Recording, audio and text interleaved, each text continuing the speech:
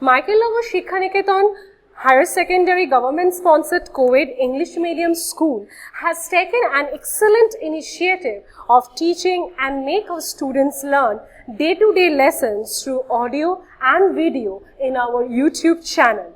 Teachers of all the subjects are working hard to enhance these online classes in the midst of this pandemic situation. It is a request to all the teachers, students and guardians to click the bell icon and subscribe our channel. Hello students, today I am here with the next portion of your unit 8.5, that is metallurgy. In the previous class we have done about minerals, about ores, their examples, and the ores of several metals, and we have in our syllabus 4 metals we have in our syllabus, that is copper, iron, zinc and aluminium, and their extraction processes we have done already. So today we shall start from the metal corrosion, okay. And in the metal corrosion portion, at the beginning of this portion we have rusting and its prevention. So what is rusting? Rusting is a process, is a phenomena where iron gets converted to hydrated iron oxide. That means if you have any iron substance, then it will be converted to hydrated iron oxide, that means to Fe2O3 dot NH2. That means N is the number of water molecules. There are no definite number of water molecules, so we write generally NH2O. And obviously this process will happen in presence of moist air. Moist air means there should have water vapor in the atmosphere, and obviously there is oxygen in our atmosphere. So in presence of moist air or in presence of water vapor and oxygen, iron gets converted to hydrated iron oxide, that is Fe2O3NH2O, and this process is known as rusting. So this hydrated iron oxide is basically rust. In general term we can say rust, that means hydrated iron oxide, and this process is redox process. Redox means there is a reduction process as well as an oxidation process. The combination of reduction and oxidation is known as the redox process. And when rusting occurs over any iron materials, the material becomes brittle and its natural shine, normal metallic shine and luster also loses. So we should prevent this phenomena, that is rusting. But before prevention, we should learn that how we can explain rusting as the redox process, because it is experimentally proved as a redox process. So first we should learn this. Here with these reactions we can explain the rusting process as redox process. So that means what I have told, that both oxidation and reduction takes place here simultaneously. So if we see these reactions, we can say that iron becomes Fe2 plus or Fe3 plus, that means it becomes either ferrous ions or ferric ions, losing its electrons. So this is the oxidation process. As we know that oxidation means losing of electrons or giving up the electrons, occurs the oxidation process. So here normal iron metal loses 2 or more than 2, that is 3 electrons, forming, if it loses 2 electrons it will form ferrous ion, and if it loses 3 electrons it will form ferric ion. So this phenomena is the oxidation process, and here simultaneously reduction also takes place. If the medium is acidic, then the process will occur in this way. That means in presence of oxygen, H plus will accept electron and it will form water molecules, and also it may form hydrogen. So in presence of acid medium, the reduction process takes place as H plus ion will converted either to water molecule or hydrogen molecules in presence of oxygen, obviously. And if the medium is basic in nature, then what will happen? then water molecules will accept electrons, and in presence of oxygen it will convert to hydroxyl ion. So, we can see here clearly that for the rusting process to occur, to happen, definitely we need this moist air, that means water vapor as well as oxygen. Any of these two, if absent in the medium, then the process will not occur. So, we need both oxygen and water vapor definitely to occur the process. So, I am repeating again that rusting is a redox process, that means here reduction and oxidation takes place simultaneously. If we consider the oxidation process, then normal iron metal will lose electrons, 2 electrons or 3 electrons, and will form ferric or ferrous ion in aqueous medium obviously.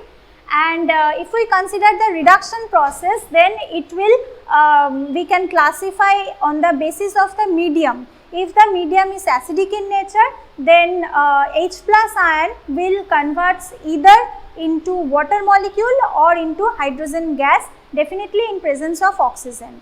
And if we consider the basic medium, then water molecule obviously in presence of oxygen will accept electron to form the hydroxyl ion in aqueous state. Here within bracket I have mentioned the state of the species.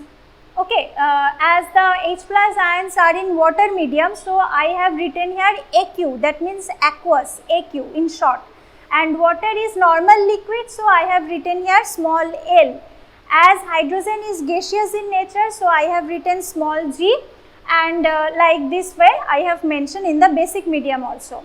And one important thing here I want to mention, that is rusting is faster in presence of chloride ion.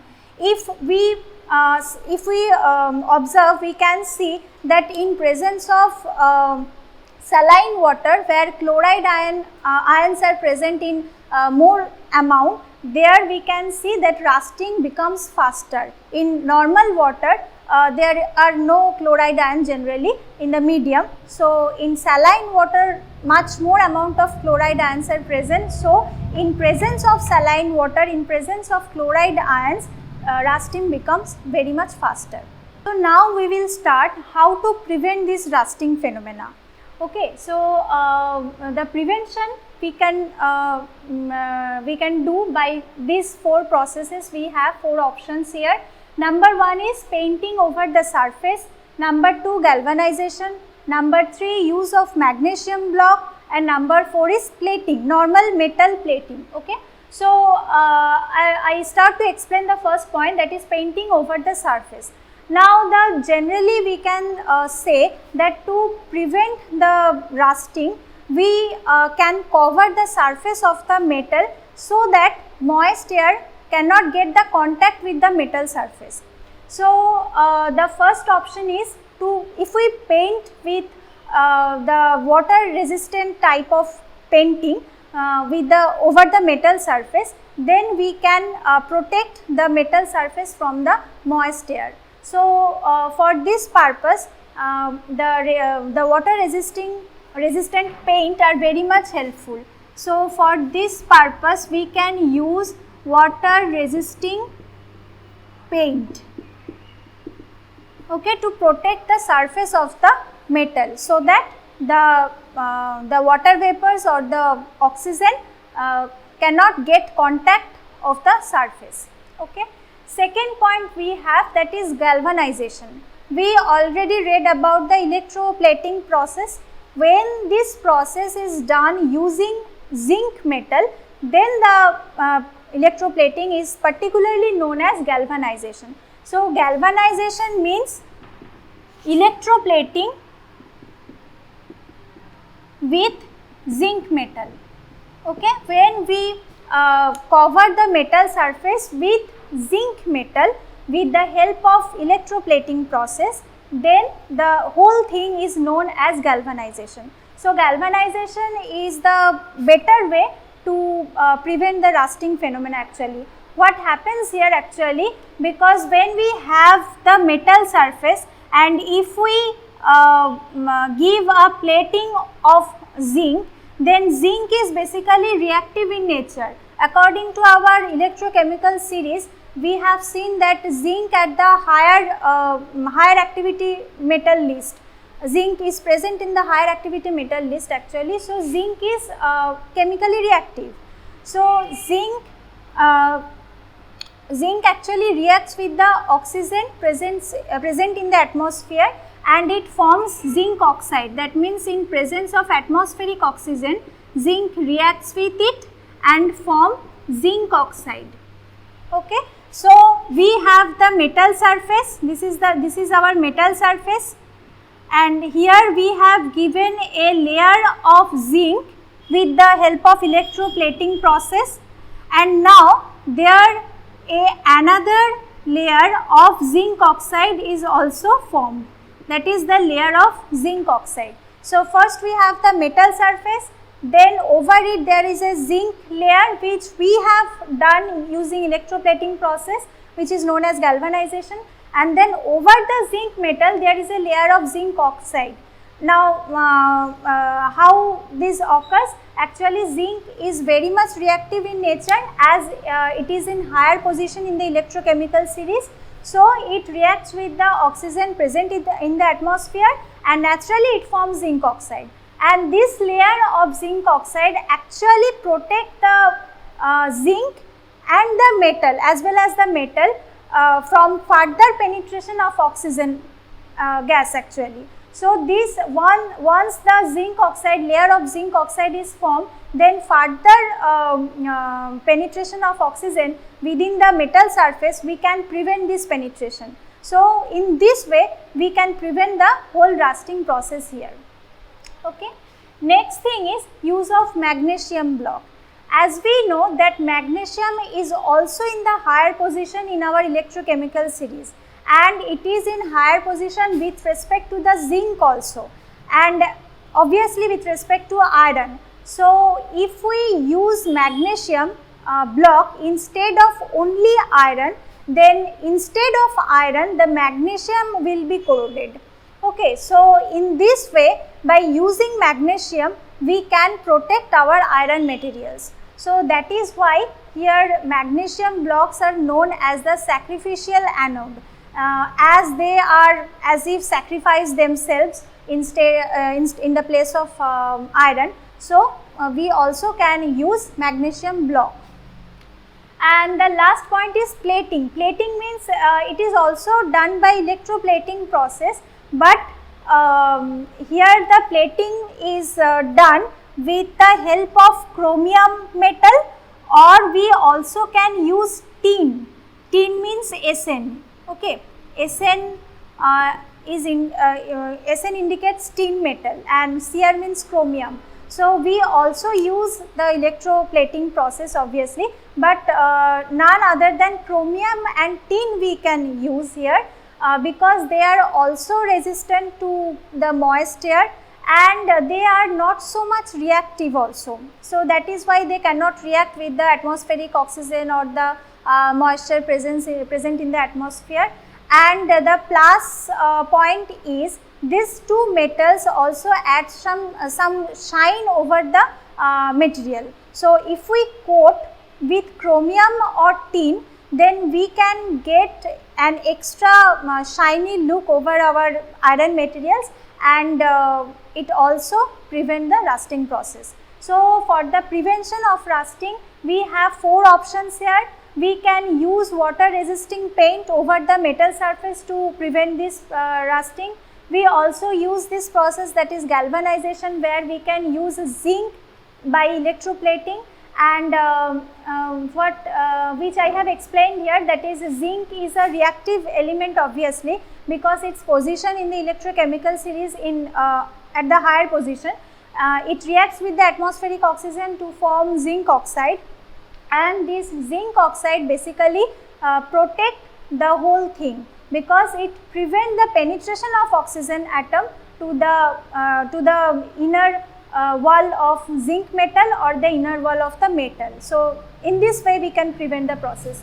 And we can also use magnesium block because if we use magnesium instead of only iron, then magnesium will be corroded because magnesium is more more reactive in nature with respect to iron. And the fourth point was the plating process, that is electroplating process, but not with the zinc. This time we are using chromium or tin, as they are very much non-reactive in nature and they add an extra shine over the metal surface. So, there we have all the prevention process. We have done corrosion of iron actually, which is known as the rusting, and here the corrosion of other metals. That means we have aluminum, copper and zinc actually, and its health implications also. So, first we will learn the corrosion of aluminum here. Now, the same case is applicable for aluminum what we have read in case of zinc. If we see the aluminum vessels normally, we can observe actually that after some days the metallic shine of aluminum starts to lose. Why? Because aluminum is also very reactive and its position in the electrochemical series is very higher. So, that is why aluminum also reacts with the atmospheric oxygen just like zinc, and it forms, that means aluminum reacts with atmospheric oxygen to form Al2O3, that means aluminum oxide or alumina. Okay. So, this aluminum oxide or alumina starts to deposit over the aluminum vessel, and that is why we can observe that the shine of the metallic aluminum starts to lose very quickly. Okay, so this alumina or aluminum oxide actually protect the metal alumina for the further penetration of oxygen over the metallic surface actually, just like the zinc. What we have learned in case of zinc, that if we give a coat of zinc over the metal, then zinc will form zinc oxide, and this formation of zinc oxide prevent the penetration of further oxygen over the metal and the metal surface. Same is applicable for aluminum. Aluminum is also very reactive in nature, and that is why it reacts with the atmospheric oxygen and form aluminum oxide, which will further prevent the penetration of oxygen over the metal surface. And sometimes we ourselves do the coating of aluminum oxide over the metal, and that process is known as anodizing. Okay, anodizing. The coating of zinc by electroplating method is known as galvanization, and the coating of aluminum oxide over the metal surface, obviously by the help of electrolysis process, is known as anodizing. Okay. So, we ourselves can also prevent the corrosion of this metal by applying a thin layer of coating of this Al2O3, and the process is known as anodizing. The next point is corrosion of copper. Copper also can be corroded in presence of moist air, but as we know that copper is in the lower position of the electrochemical series, and that is why its reactivity is very much lower with respect to the aluminum or zinc. So, copper, the corrosion of copper is found to be very much slower in the process, in the activity actually.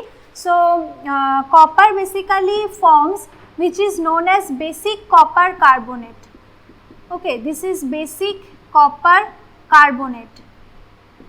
Anodizing is for aluminum oxide, and for copper this is basic copper carbonate, and the formula is we have told this is as carbonate. So, first there will be CuCO3 dot CuOH whole 2 copper oxide, which means this is a base.